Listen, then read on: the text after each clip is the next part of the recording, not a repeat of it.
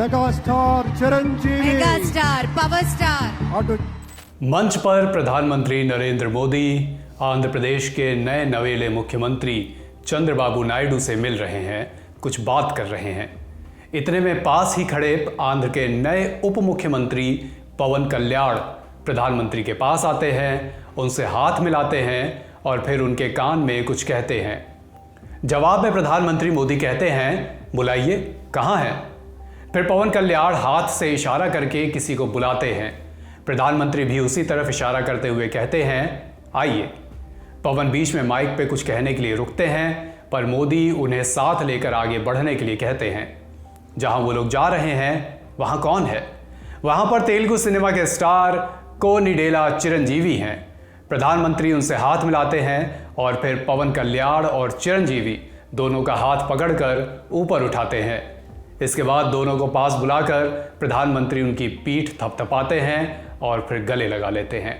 Social media पर यह पूरा वीडियो जमकर वायरल हो रहा है। वीडियो क्यों वायरल हो रहा है? क्योंकि तेलुगु सिनेमा के अंदाज में कहें तो इस वीडियो में पावर स्टार भी हैं और मेगा स्टार भी। तेलुगु सिनेमा के फैंस चिरंजीवी को मेगा स्टार बुलाते हैं और पवन कल्याण को पावर स्टार। दोनों की ही भारतीय सिनेमा की ऑडियंस के बीच खासी फैन फॉलोइंग है, इसीलिए फैंस इस वीडियो को जमकर शेयर कर रहे हैं। पवन कल्याण और चिरंजीवी दोनों एक्टर्स तो हैं ही, सगे भाई भी हैं। इतना ही नहीं, दोनों इसके साथ ही पॉलिटिशियन भी हैं। दोनों का अपना अपना पॉलिटिकल करियर रहा है, चल रहा है। 12 जून को आया ये वीडियो जिस मंच का है, वहां आंध्र प्रदेश के मंत्रिमंडल का शपथ ग्रहण समारोह चल रहा था और पवन कल्याण वहां इसलिए मौजूद थे क्योंकि उन्होंने खुद भी राज्य के उप मुख्यमंत्री पद की शपथ ली है। हाल ही में हुए लोकसभा चुनाव और आंध्र प्रदेश के विधानसभा चुनाव में पवन कल्याण की पार्टी जनसेना पार्टी का 100% का स्ट्राइक रेट रहा है।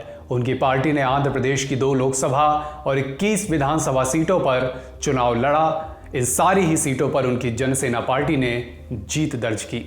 इसलिए उन्हें पावर स्टार के साथ साथ कुछ समर्थक अब पैकेज स्टार भी कहने लगे हैं। इसी के साथ उनकी पार्टी ने भारतीय जनता पार्टी के नेतृत्व वाले एनडीए गठबंधन में अपनी अलग जगह बना ली है। एनडीए ने आंध्र प्रदेश तेलुगु देशम पार्टी माने टीडीपी के चीफ चंद्रबाबू नायडू के नेतृत्व में चुनाव लड़ा था। पॉलिटिकल एक्सपर्ट्स के मुताबिक बीजेपी और टीडीपी के बीच में ब्रिज का काम भी पवन कल्याण ने ही किया था। चूंकि इस गठबंधन ने दोनों ही चुनावों में कमाल दिखा दिया है, इसलिए पवन कल्याण के प्रधानमंत्री मोदी और अब मुख्यमंत्री बन चुके चंद्रबाबू नायडू दोनों से ही संबंध और मजबूत हुए हैं। बढ़िया परफॉर्मेंस के नाम स्वरूप उन्हें उप मुख्यमंत्री का पद भी मिला है। उन्होंने शपथ भी ले ली है। शपथ ग्रहण समारोह के अंत में उन्होंने जब प्रधानमंत्री मोदी से रिक्वेस्ट की कि चिरंजीवी से मिल लीजिए, तो प्रधानमंत्री एक बार में ही उनके साथ चल दिए।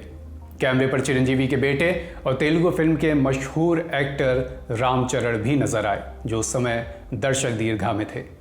चिरंजीवी और कल्याण से गले लगने के बाद चंद्रबाबू नायडू ने पीएम मोदी की मुलाकात और भी लोगों से करवाई, जो मंच पर ही उनके साथ मौजूद थे। पीछे ही महाराष्ट्र के मुख्यमंत्री एकनाथ शिंदे भी खड़े थे और सुपरस्टार रजनीकांत भी अपनी पत्नी के साथ यहाँ मौजूद थे। प्रधानमंत्री मोदी ने रजनीकांत और उनकी पत्नी से मुलाकात की। यहाँ चिरंजीवी से पीएम मोदी की इतनी गर्मजोशी से मिलना इसलिए भी मायने रखता है क्योंकि मेगा स्टार चिरंजीवी कांग्रेस की यूपीए 2 सरकार में भी मंत्री रह चुके हैं। चिरंजीवी ने प्रजा राज्यम पार्टी नाम से अपनी पार्टी बनाई थी।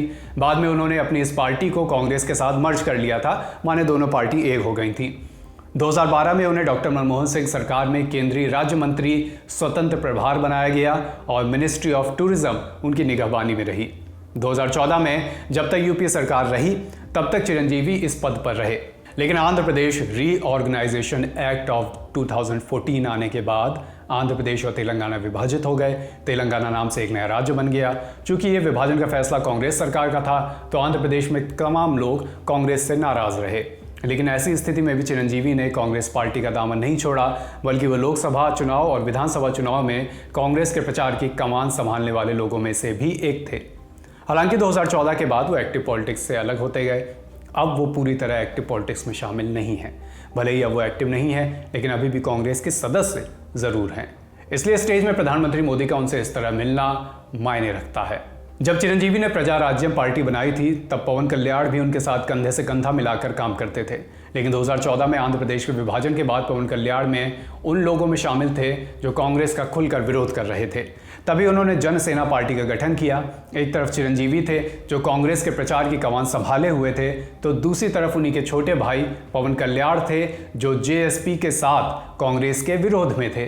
अब वही पवन कल्याण एनडीए के गठबंधन में है। उनकी जेएसपी टीडीपी और बीजेपी को सपोर्ट कर रही है, लेकिन इस बात से दोनों भाइयों के रिश्ते में किसी तरह की खटास आई हो, ऐसा मंच से अब जो तस्वीरें आ रही हैं उससे कतई नहीं लगता। पवन कल्याण चुनाव में पार्टी का परचम बुलंद कर लेने के बाद जब गाजे बाजे के साथ अपने घर लौटे, तब भी उन्होंने बड़े भाई चिरंजीवी के पैर छुए थे, आशीर्वाद दिया था।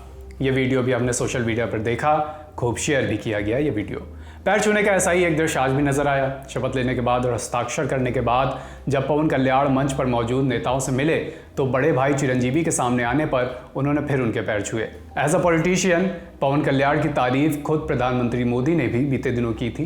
प्रसंग था संसद भवन में एनडीए के घटक दलों की बैठक का।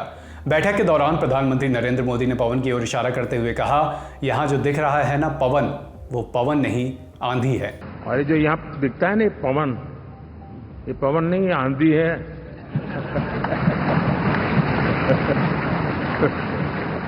इसके बाद से पवन कल्याण के समर्थकों के बीच आंधी शब्द भी खूब प्रचलित हो गया है।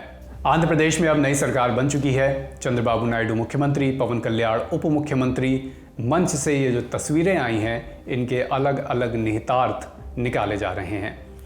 स्टोरी लिखी है आपके लिए हमारे साथी नावेद ने।